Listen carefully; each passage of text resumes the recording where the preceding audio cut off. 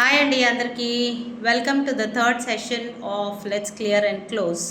So ఏంటి ఇవాళ మనం క్లీన్ చేసుకోవాల్సింది మనసులో కానీ మైండ్లో కానీ ఎక్కడైనా సరే మనం ఇమోషన్స్ని ఎప్పటికప్పుడు దించేసుకుంటూనే ఉండాలి.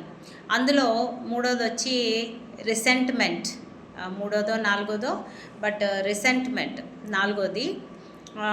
రిసెంట్మెంట్ అంటే చేదు భావాలని అలాగే మన మనసులో నాటేసుకోవడం, వాటిని ఎక్కడో ఒక మూలకి దాచిపెట్టేసి అది మనకు అవసరము అలాంటి సిచ్యువేషన్ మళ్ళీ ట్రిగర్ అయినప్పుడు అది కోపం రూపంలోనో లేకపోతే ద్వేషం రూపంలోనో బయటికి వచ్చి వీళ్ళు ఇలా కూడా బిహేవ్ చేయగలరా అనే సినారియోని క్రియేట్ చేస్తుందన్నమాట.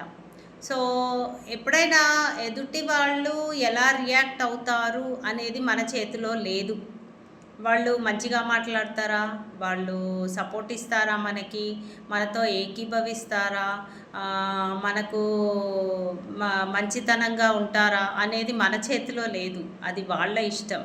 సో వాళ్ళు ఎలా చేస్తారనేది మనం ఎక్స్పెక్ట్ చేసి మనం అలా బిహేవ్ చేసుకుంటూ పోవడము లేదా వాళ్ళ మీద నమ్మకం పెట్టుకోవడం అనేది మన తప్పే. సో ఎక్స్పెక్టేషన్స్ వాళ్ళు ఎలా బిహేవ్ చేస్తారో మన చేతిలో ఉండదు. అందుకని వాళ్ళు మంచిగా బిహేవ్ చేశారు కాబట్టి మంచి వాళ్ళని, చెడ్డగా బిహేవ్ చేస్తే చెడ్డవాళ్ళని బ్రాండ్ చేసుకోకూడదు. సో చెడ్డగా బిహేవ్ చేసిన వాళ్ళకి కూడా మనం థ్యాంక్ యూ చెప్పుకోవాలి, మంచిగా బిహేవ్ చేసిన వాళ్ళకి కూడా థ్యాంక్ యూ చెప్పాలి. ఎందుకంటే రెండు రకాల ఇమోషన్స్ మన బాడీలోనే ఎక్కడో ఒక దగ్గర ఉండిపోతాయి.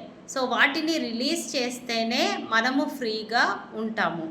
అందుకని ఈ ద్వేషం అలాంటివన్నీ కూడా మనం కంపల్సరీగా ఎప్పటికప్పుడు మనసు తేలిక చేసుకొని మన మైండ్ని తేలిక చేసుకొని ఎప్పటికప్పుడు క్షమించి వదిలేస్తూ ఉండాలన్నమాట. సో దానివల్ల మనలో చేదుతనం అనేది తగ్గి మంచి స్వీట్గా లవింగ్ అండ్ కేరింగ్గా ఉండడానికి వీలవుతుంది. Thank you so much and have a great day. Subscribe to my channel without fail.